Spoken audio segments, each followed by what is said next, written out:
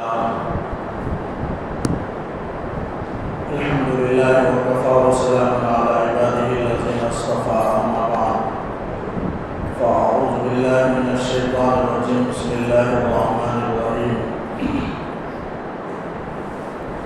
مثل الذين ينفقون أموالهم في سبيل الله كمثل حبة أنبتت 7 سنابل في كل سنبلة 100 حبة والله يضاعف لمن يشاء والله واسع عليم.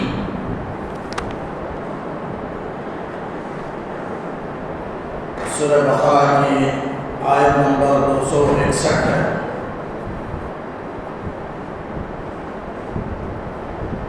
تقریباً یہاں سے اس آیت سے 2 رکوع میں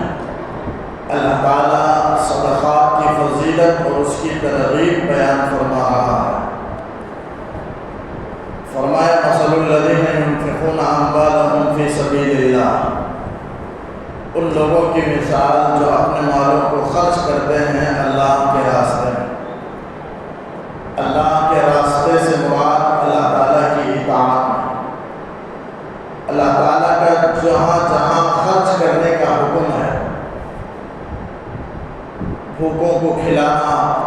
پیاسوں کو پلانا، ننگوں کو پہنانا، حج میں خرچ کرنا، اللہ کے راستے میں خرچ کرنا، یتیموں، محتاجوں، بیواؤں کی امداد کرنا، اور وقت ضرورت اہم موقع پر اپنے مال کو خرچ کرنا، جہاں جہاں بھی شریعت کا حکم ہے تو اس اللہ کے حکم کو پورا کرنے کے لیے اطاعت میں مال کو خرچ کرنا، یہ ہے اللہ کے راستے میں خرچ کرنے سے مراد. تو فرمایا جو لوگ اپنے مالوں کو خرچ کرتے ہیں اللہ کے راستے میں یعنی اس کی اطاعت میں، ان کی مثال ایسی ہے کمثل حبۃ، جیسے ایک دانہ ہے، انبتت 7 سنابل، جو ایک دانہ 7 بالی کو اگاتا ہے، فی کل سنبلۃ 100 حبۃ، اور ہر بالی میں 100 دانے پیدا ہوتے ہیں. یعنی اللہ تعالیٰ یہاں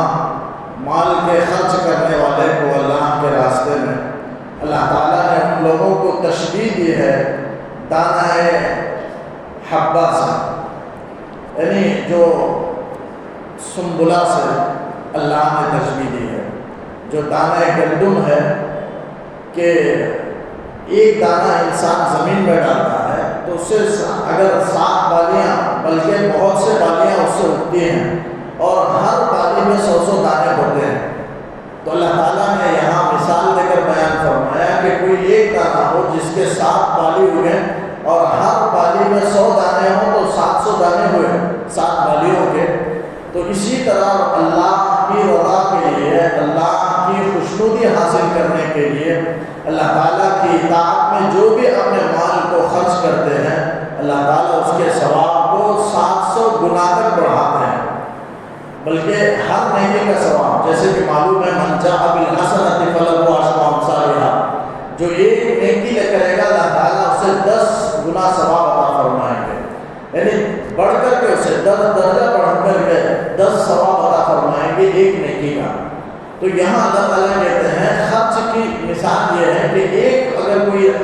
آدمی خرچ کرتا ہے ایک چیز تو اللہ تعالیٰ اسے ایک کے بدلے میں 700 گنا تک، بلکہ اس سے بھی زیادہ 7,000 70,000 جیسے اللہ تعالیٰ چاہے دگنا کر کے اسے ثواب عطا فرمائیں گے. تو مال کی کیفیت کے مطابق اور خرچ کی مقدار کے مطابق اور دل کے خلوص سے نیت کے مطابق اللہ تعالیٰ ثواب عطا فرمائیں گے. تو کہا کہ فی کل سنبلۃ 100 حبۃ واللہ یضاعف لمن یشاء، اللہ تعالیٰ جسے چاہتا ہے دگنا کرے گا. ایسا نہیں کہ اتنی ہی مقدار، بلکہ ایک مثال کے لیے اللہ نے سمجھایا کہ ایک نیکی کا ثواب، اللہ کے راستے میں خرچ کرنے کا ثواب 700 گنا. جیسے 7 بالی میں ہر بالی میں 100 دانے تو 700 دانے ہوئے. اسی طریقے سے اللہ تعالیٰ 700 گنا تک بھی بڑھا کر کے دے گا. ایسا نہیں کہ صرف 10 دے گا، بلکہ اخلاص کے مطابق، بلکہ اللہ کی چاہت کے مطابق اللہ تعالیٰ اس میں اضافہ کرے گا، دگنا کرے گا. یہاں تک کہ 7,000 بھی کر سکتا ہے، 70,000 بھی کر سکتا ہے، وہ جتنا چاہے گا، اس کی مقدار بیان نہیں کیا گیا بلکہ کثرت کو اللہ تعالیٰ نے یہاں بیان فرمایا، تو اخلاص کے مطابق اللہ تعالیٰ اس کے ثواب میں دگنا کریں گے۔ جیسے حدیث میں آتا ہے کوئی آدمی ایک گھوڑا، ایک نکیل کے ساتھ گھوڑا اللہ کے راستے میں اونٹنی کو خرچ کر دے تو اللہ تعالیٰ کل قیامت کے میدان میں 700 اونٹنیاں اس کے بدلے میں اسے عطا فرمائیں گے۔ یعنی 700 بدلہ اللہ تعالیٰ، کوئی اللہ کے راستے کے لیے ایک اونٹ وقف کر دے، اللہ تعالیٰ کل قیامت میں 700 اونٹ اسے عطا فرمائیں گے۔ تو ہر نیکی کا ثواب 700 گنا اللہ تعالیٰ عطا کریں گے، بلکہ جتنا چاہیں اخلاص کے بقدر اس سے دگنا اور تگنا بھی عطا کریں گے۔ بہرحال واللہ واسع، اللہ تعالیٰ بڑی وسعت والا ہے، یعنی اللہ کے خزانے میں کمی ہے ایسا ہرگز نہیں ہے کہ اتنا، چونکہ وہ خالق ہے، مالک ہے اور خزانوں کا مالک ہے، اس کے پاس کسی چیز کی کمی نہیں ہے، اس کے پاس بے شمار فضل ہیں، بے شمار چیزیں ہیں، لہذا اللہ تعالیٰ ضرور عطا کرے گا۔ ایسا نہیں ہے کہ یہ سب ساری باتیں سوچ سے بعید ہیں، جو ہرگز نہیں ہے، خدا کی ذات سے یہ وعدہ ہے اور ایسی ذات سے وعدہ ہے جو نادان نہیں ہے، جس کے پاس مال میں کوئی کمی نہیں ہے، بڑی وسعت والا ہے۔ واللہ واسع، اللہ تعالیٰ فرمایا کہ اس پر یقین رکھو، اللہ تعالیٰ ضرور عطا کرے گا، اس لیے کہ وہ بڑی وسعت والا ہے، وہ کمی والا نہیں ہے، اور علیم جاننے والا ہے۔ کیا جاننے والا ہے؟ مال کی کیفیت کو جاننے والا ہے کہ مال حرام مال سے صدقہ کر رہا ہے یا حلال مال سے صدقہ کر رہا ہے، مال کی کیفیت کو بھی اللہ جان رہا ہے، اور مال کی مقدار کو بھی جان رہا ہے کہ کتنا خرچ کر رہا ہے، 1,00,000 میں 1,000 خرچ کر رہا ہے یا 10,000 خرچ کر رہا ہے، اس کی مقدار کو بھی اللہ جانتا ہے، اور دل کے خلوص کو بھی اللہ جانتا ہے کہ دل کے اندر اخلاص ہے یا نہیں ہے، ریاکاری ہے، وہ بھی اللہ جانتا ہے۔ ساری باتیں اللہ تعالیٰ کے علم میں ہیں، اس کے مطابق اللہ تعالیٰ اسے ثواب عطا فرمائیں گے۔ تو یہاں اللہ تعالیٰ نے اللہ کے راستے میں خرچ کرنے والوں کی مثال دانہ گندم سے اللہ نے دی ہے، جو بالی میں دانے سے دی ہے کہ اس کی مثال، تو یہ مشبہ بھی ہے، یعنی اللہ نے تشبیہ دی ہے خرچ کرنے والوں کو۔ کس سے تشبیہ دی ہے؟ دانے سے اللہ نے تشبیہ دی ہے، بالی سے اللہ نے تشبیہ دی ہے۔ اور وجہ تشبیہ، حرف تشبیہ تو کاف ہے، وجہ تشبیہ مضاعفت ہے، دگنا، تو گویا تشبیہ کے اندر جو 4 ارکان ہوتے ہیں وہ چاروں کے چاروں اس آیت کے اندر جمع ہیں۔ تو اللہ نے ایک مثال سے سمجھائی ہے، جیسے بالی ہے، دانہ ہے، اس میں 7 بالیاں اگتے ہیں، ایک دانہ زمین میں آدمی پیرتا ہے، اندر دفن کرتا ہے تو 7 بالیاں اس سے اگتی ہیں، پھر اس کے بعد اس ہر دانے میں 100 دانے نکلتے ہیں، تو جیسے 700 ہوئے، اسی طریقے سے اللہ کے راستے میں خرچ کرنے کا اللہ تعالیٰ اسے ثواب بڑھائیں گے، دگنا تگنا کریں گے، جتنا چاہیں اللہ اسے دینا چاہیں عطا فرمائیں گے۔ پھر فرمایا الذین ينفقون اموالهم فی سبیل اللہ ثم لا یتبعون ما انفقوا منا ولا اذى لهم اجرهم عند ربهم، جو لوگ اپنے مال کو اللہ کے راستے میں خرچ کرتے ہیں، ثم لا یتبعون، پھر خرچ کرنے کے بعد جس پر خرچ کیے ہیں اس پر احسان نہیں جتاتے، احسان نہیں رکھتے، ولا اذى، اور اسی طرح تکلیف اور اذیت بھی نہیں پہنچاتے، تو پھر ان کے لیے ان کے رب کے پاس ان کا اجر ہے، لہم اجرہم، ان کا اجر ان کے لیے ہے، عند ربہم، ان کے رب کے پاس، ولا خوف علیہم ولا هم يحزنون، کل قیامت کے دن ان پر کوئی خوف بھی نہیں ہوگا اور غمگین بھی نہیں ہوں گے، کسی طرح کا ڈر بھی نہیں ہوگا اور کسی طرح کا کوئی غم بھی نہیں ہوگا۔ ڈر آئندہ کا ہوتا ہے، غم پیچھے کا ہوتا ہے، پیچھے جو کچھ چھوٹ گیا اس پر غم ہوتا ہے، اور آئندہ جو ہونے والا اس پر خوف ہوتا ہے، ڈر ہوتا ہے، یہ دونوں چیزیں نہیں ہوں گی۔ دنیا کے چھوٹنے پر بھی کوئی وہاں غم نہیں ہوگا، چاہے کتنی ہی آرام کی زندگی ملی ہو، لیکن آخرت کا گھر بہت بہتر ہے، آدمی وہاں غم نہیں کرے گا، اور اسی طرح آئندہ کا کوئی خوف بھی نہیں ہوگا۔ یہ اس شخص کے لیے ہے جو خالص اللہ کی رضا کے لیے اخلاص کے طور پر مال کو خرچ کرے، اور مال کو خرچ کرنے کے بعد جو اللہ نے 2 باتیں بیان فرمائی، احسان نہ رکھے، احسان نہ جتائے کہ میں نے فلاں پر احسان کیا، میں نے فلاں کی خستہ حالت کو، اس کی فقیری کو میں دور کیا، خستہ حالت کو میں نے ٹھیک کیا، اس طرح احسان نہ جتائے اور اذیت اور تکلیف نہ پہنچائے، اسے عار دلا کر کے، اسے تانا دے کر کے، لوگوں کے سامنے بے عزت کر کے، اس کی تحقیر کر کے اور اس سے خدمت لے کر کے، اس طرح کسی بھی قسم کی کوئی تکلیف نہ پہنچائے۔ نہ پہنچائے تو اس کے لیے ان کے رب کے پاس اجر ہے۔ تو معلوم ہوا اس سے کہ اگر کوئی احسان جتائے اور کسی کو صدقہ دے کر کے اذیت پہنچائے تو اس کا صدقہ باطل ہو جاتا ہے، اس کا اجر ضائع ہو جاتا ہے، اس کا ثواب نہیں ملتا۔ جیسے یہ شرط صحت ہے، اعمال کے اندر دو شرطیں ہیں، ایک شرط صحت ہے، ایک شرط بقا ہے۔ جیسے نماز ہے، نماز کے اندر شرط صحت یعنی نماز کے صحیح ہونے کی شرط وضو ہے، پاکی ہے۔ بغیر پاکی کے یعنی وضو ہونا ہے، اگر وضو بڑی ناپاکی ہے تو بڑی ناپاکی سے پاکی حاصل کرنا، غسل کرنا ضروری ہے۔ اگر چھوٹی ناپاکی ہے تو وضو کرنا ضروری ہے۔ تو بغیر وضو اور غسل کے نماز نہیں ہو سکتی۔ نماز صحیح ہونے کے لیے پاکی شرط ہے، یہ شرط صحت ہے۔ نماز صحیح ہونے کے لیے شرط، اسے شرط صحت کہتے ہیں۔ اور ایک ہے شرط بقا، یعنی اعمال باقی رہنے کے لیے، ختم ہونے تک باقی رہنے کے لیے چند شرطیں ہوتی ہیں۔ جیسے مثال کے طور پر نماز 1 رکعت 2 رکعت پڑھ لیا تو نماز کے پورے جب سے شروع کیا ختم کرنے تک آدمی کسی سے بات نہ کرے، نہ کھائے، نہ پیے۔ اس طرح کی باتیں اگر 1-2 رکعت کے بعد کسی سے بات کر لیا، کھا لیا، پی لیا تو نماز فاسد ہو جائے گی۔ نماز باقی رہنے کے لیے شرط ہے کہ مکمل طور پر پوری نماز کے پورے اوقات میں خاموش رہے، بات نہ کرے، نہ کھائے، نہ پیے، یہ سب شرط بقا ہے۔ اسی طرح جسم وہ طہارت، یہ بھی شرط بقا ہے۔ پورا نماز ختم ہونے تک طہارت باقی ہونا ضروری ہے۔ درمیان 2 رکعت کے بعد اگر طہارت حدث ہوا خارج ہو جائے تو نماز فاسد ہو جائے گی، بلکہ نماز رہے گی لیکن جا کر وضو کر کے آ کر وہاں سے بنا کر سکتا ہے۔ لیکن اگر شروع سے پڑھ لے تو بہتر ہے۔ بنا کے مانے جہاں سے چھوڑا وہاں سے آ کر پھر آدمی شریک ہو سکتا ہے، لیکن اس کے لیے کئی شرائط ہیں۔ درمیان میں گفتگو نہیں کرنا اور قریب پانی میں جا کر کے وضو کرنا، دور نہیں جانا، یہ سب شرائط ہیں۔ اس سے بہتر ہے کہ آدمی شروع سے نماز پڑھ لے۔ تو نماز کے بقا کے لیے یہ شرط ہے کہ طہارت مکمل ہو۔ اسی طریقے سے قبلہ رو ہونا ہے، سطر کا چھپانا ہے، پورے نماز ختم ہونے تک قبلے کی طرف رخ کرنا ضروری ہے۔ 2 رکعت کے بعد اگر پھر گیا ادھر 2 رکعت پڑھ کر رخ کر کے پڑھنے لگا تو نماز صحیح نہیں ہوگی۔ اس لیے کہ نماز کے باقی رہنے کے لیے بھی چند چیزیں شرط ہیں، وہ ہے کھانا کھانا، نہ پینا، نہ بولنا، اور طہارت اور ستر عورت اور قبلہ کی طرف رخ کرنا، یہ سب شرط بقا۔ تو 2 شرطیں ہیں۔ اسی طریقے سے صدقہ قبول ہونے کے لیے ایک شرط ہے کہ اخلاص ہو۔ شرط صحت اخلاص ہے، اخلاص کے بغیر صدقہ صحیح نہیں۔ ریاکاری سے کوئی آدمی دوسروں کو دکھانے کے لیے صدقہ کرتا ہے، ریاکاری ہے تو صدقہ صحیح نہیں ہوگا۔ صدقہ صحیح ہونے کے لیے شرط اخلاص ہونا ضروری ہے، یہ شرط صحت ہے۔ اسی طرح اس کے شرط بقا بھی ہیں، اگلی آیت میں اس کا تذکرہ کروں گا۔ تو یہاں اللہ تعالیٰ نے کہا کہ شرط صحت یہ ہے کہ اخلاص ہو، اور وہاں ہم کسی کو احسان نہ جتائے، اذیت نہ پہنچائے، تب اس کا اجر ملے گا۔ اگر کوئی احسان جتا دیا تو پھر اجر نہیں ملے گا، یا اذیت پہنچائے، صدقہ دینے والے سے کام لیا، خدمت لیا صدقے کے بدلے میں، اور اسے لوگوں کے سامنے آنکھ دلایا، تانا دیا، اس کی تحقیر کیا، اس کی عزت نفس پر حملہ کیا، جس کی وجہ سے وہ غریب کا دل مجروح ہو گیا، تو پھر ثواب نہیں ملے گا۔ تو شرط یہ چیزیں صدقہ قبول ہونے کے لیے شرط ہے۔ اللہ تعالیٰ کہتا ہے خیر معروف قول معروف،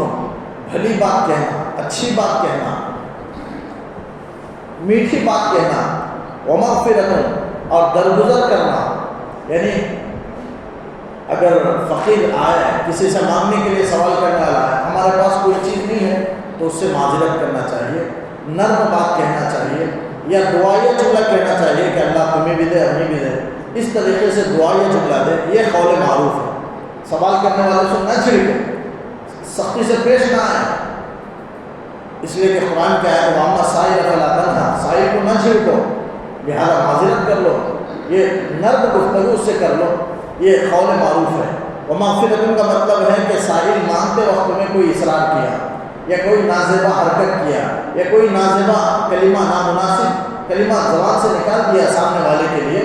تو اسے درگزر کر دینا، اسے نظر انداز کر دینا، چشم پوشی کر لینا، یہ بہتر ہے۔ مغفرت سے یہ مراد ہے۔ تو قول معروف، بھلی بات، اچھی بات، ایک میٹھا بول اور درگزر کرنا، خیر، یہ بہتر ہے، من صدقۃ، ایسے صدقے سے یتبعھا اذی، جس کے بعد اذیت رسانی ہو۔ یعنی کوئی آدمی صدقہ دے کر بھی تکلیف پہنچا رہا ہے، صدقہ دے کر احسان جتا رہا ہے، اس سے بہتر ہے کہ صدقہ نہ دے، بھلی بات کہہ لے، معذرت کر لے، یہ بہتر ہے صدقہ دے کر کے اذیت پہنچانے سے۔ واللہ غنی حلیم، اللہ تعالیٰ کہتا ہے کہ اللہ تعالیٰ تو بے نیاز ہے، تمہارے صدقہ کی کوئی ضرورت ہے، ایسے صدقہ کی کرنے کے بعد تم فقیر پر اپنا احسان جتاؤ یا اس کو اذیت پہنچاؤ، ایسے صدقے کی اللہ کو ضرورت نہیں، اللہ تعالیٰ تمہارے صدقے سے بے نیاز ہے۔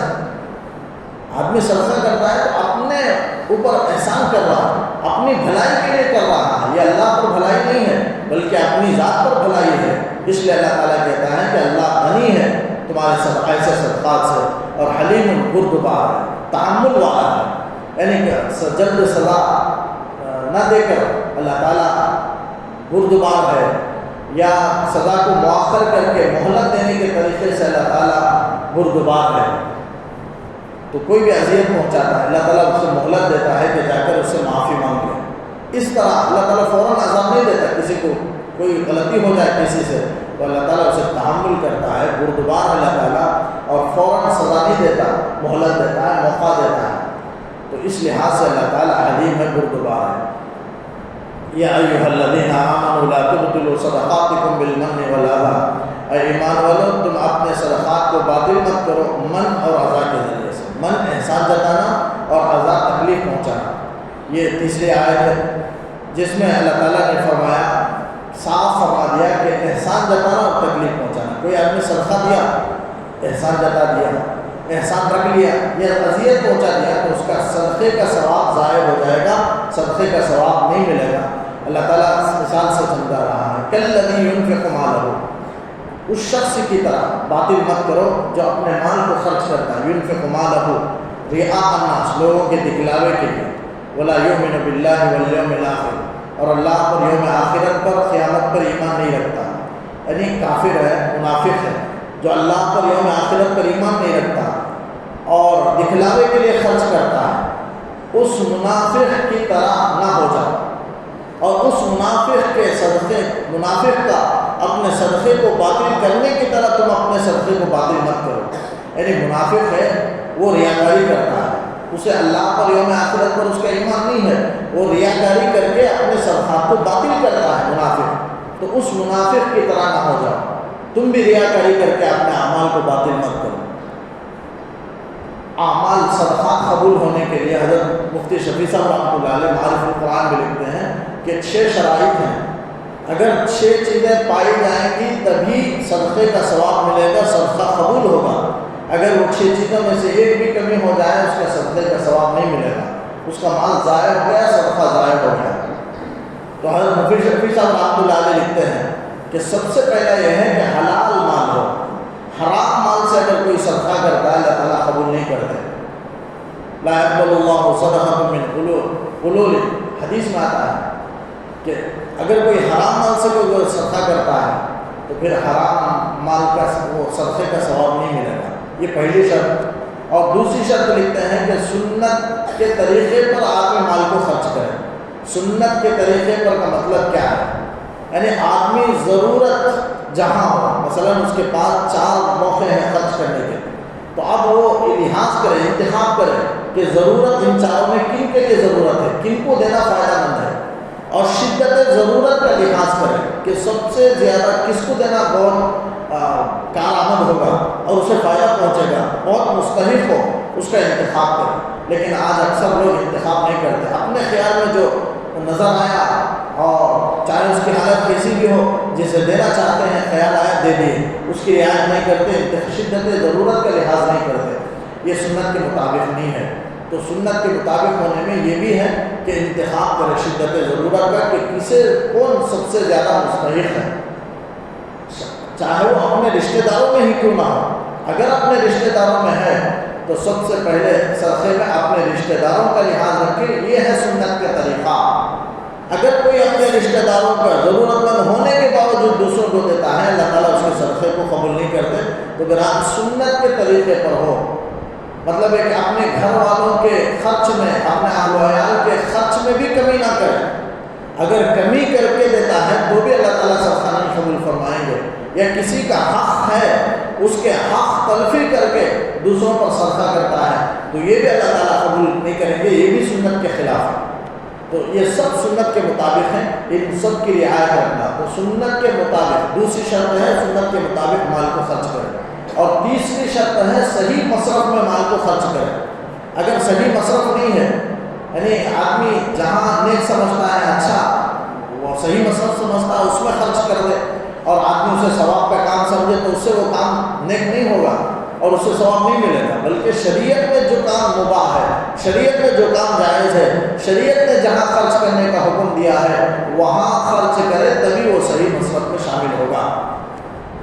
ناجائز جگہوں میں، کھیلوں میں اگر آدمی اپنا مال لگا دے، زکوٰۃ کا مال ہے، کوئی بھی صدقہ لگا دے تو صدقے کا ثواب نہیں ملے گا اگر وہ اسے نیک سمجھتا ہے، لیکن شریعت کے مطابق وہ راستہ صحیح مصرف نہیں ہے، لیکن آدمی سمجھتا ہے اچھا کر کے، تو اس کے سمجھنے سے وہ اچھا نہیں ہو جاتا، بلکہ شریعت میں جو جس کی اجازت ہے، جہاں خرچ کرنے کا حکم ہے وہاں خرچ کرے، یہی صحیح مصرف ہے۔ یہ تیسری شرط ہے۔ اور چوتھی شرط لکھتے ہیں کہ من اور ادا نہ ہو، یعنی من نہ ہو، احسان جتانا نہ ہو، یہ چوتھی شرط ہے۔ دینے کے بعد احسان جتائے تو پھر صدقے کا ثواب ضائع ہو جائے گا۔ اور پانچویں شرط لکھتے ہیں کہ دینے کے بعد اذیت نہ پہنچائے۔ اگر اذیت پہنچاتا ہے، دوسروں کو تکلیف پہنچاتا ہے، خدمت لیتا ہے، اس کی تاخیر کرتا ہے، تو بھی صدقے کا ثواب نہیں ملے گا۔ اس آیت میں دو کا تذکرہ ہے، من اور ادا کا اللہ نے تذکرہ کیا۔ من کے معنی احسان جتانا،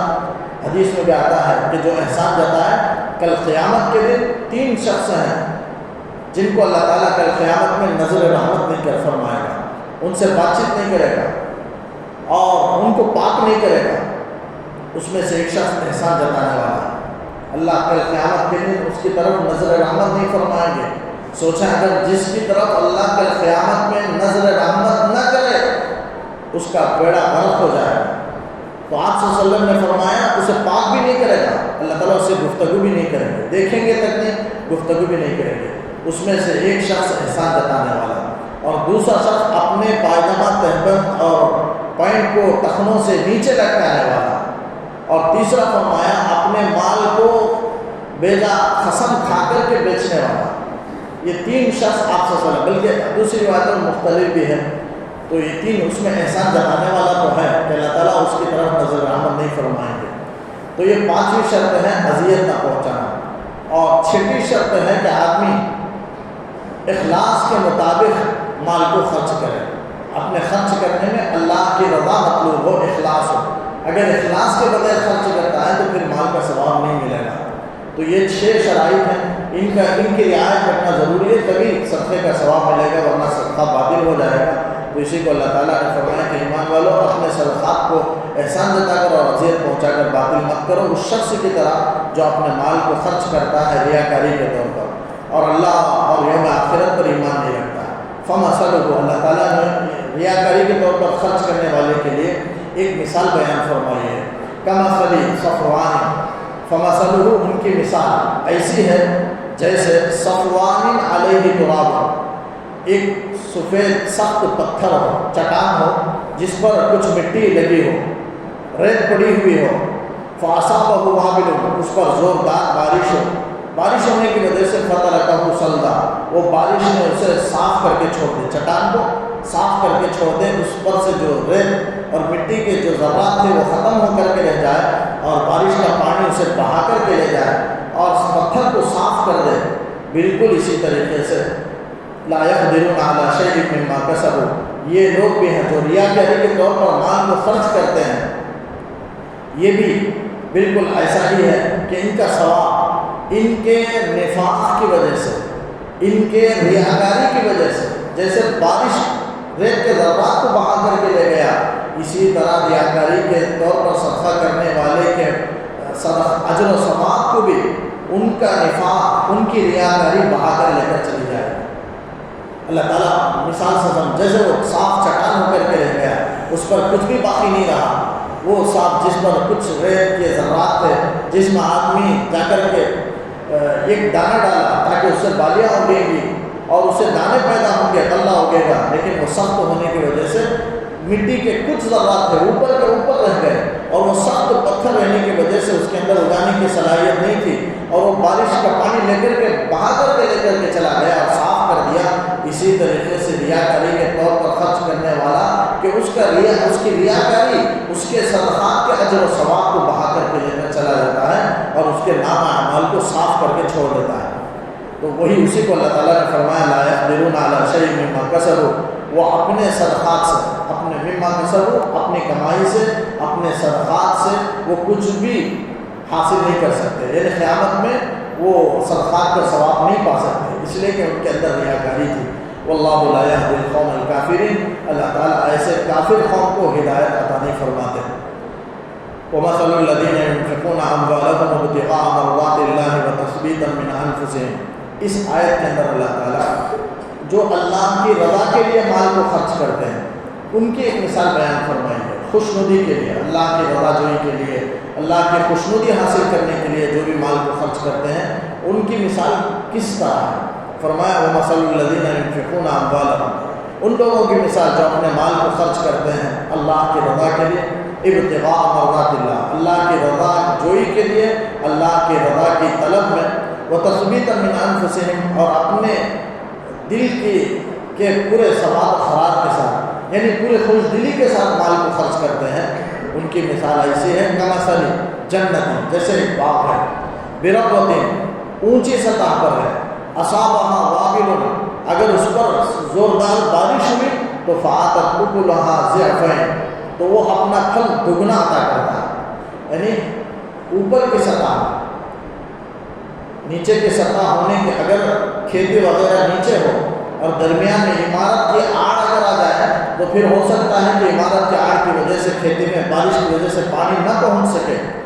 لیکن اسی وجہ سے اللہ تعالیٰ نے کہا کہ جو اللہ کی رضا کے لیے خرچ کرتے ہیں ان کی مثال ایسی ہے جو اعلیٰ سطح پر بلند اوپر میں کوئی کھیتی ہو، اوپر کی زمین میں کھیتی ہو، یعنی درمیان میں کوئی عمارت نہیں ہے، بارش ہوتی ہے تو سیدھا اس کھیت میں پہنچتی ہے، اور کھیت میں زیادہ پانی پڑے یا کچھ ہلکی فوار بھی اگر پڑ لے، کم ہلکی سی بارش بھی ہو جائے تو وہ پھل دگنا دے گا، اس لیے کہ اوپر کی سطح میں ہے اور پانی پہنچ کر رہے گا یقیناً، تو وہ دگنا پھل دے گا۔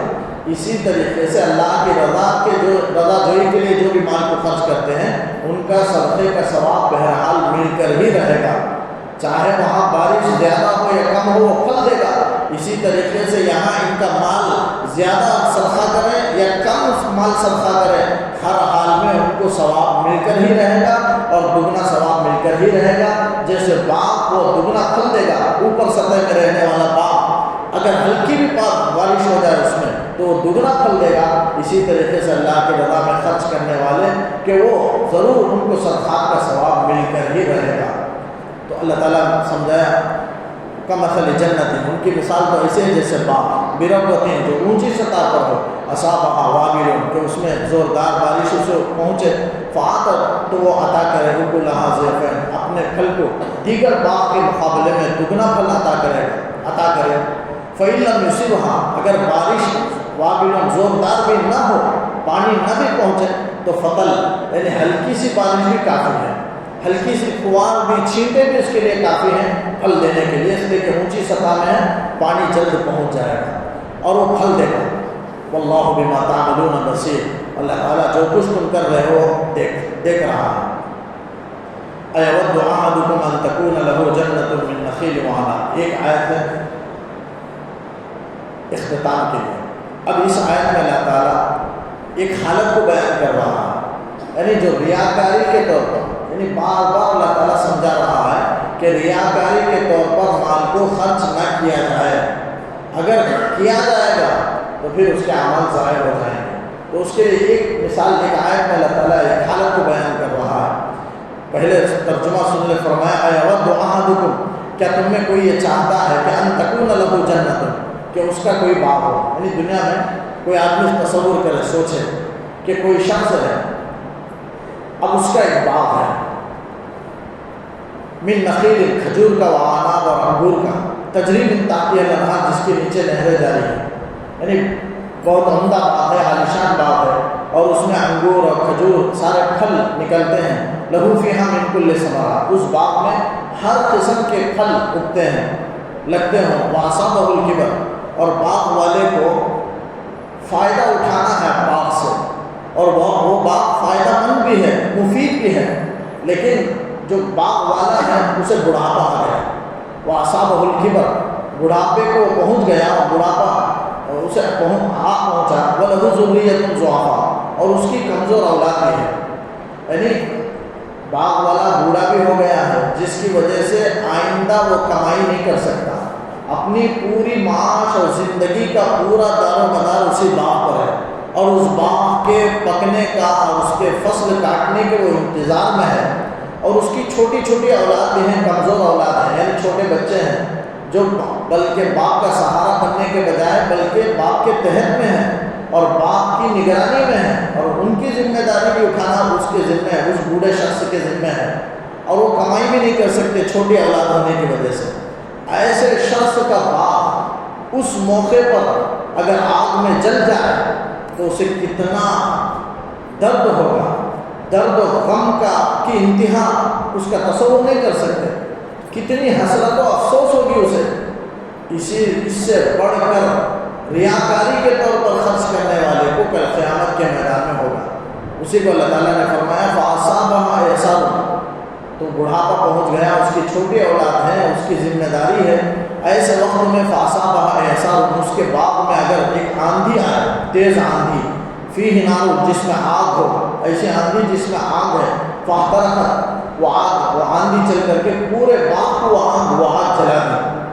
کذالک، تو پھر اس کی کیا حالت ہوگی۔ اللہ تعالیٰ یہ حالت بیان کر کے کہتا ہے کیا تمہیں کوئی یہ چاہتا ہے؟ کوئی یہ نہیں چاہتا دنیا میں کہ اس طرح اسے پیش آئے، دردناک المناک حالت اسے پیش آئے،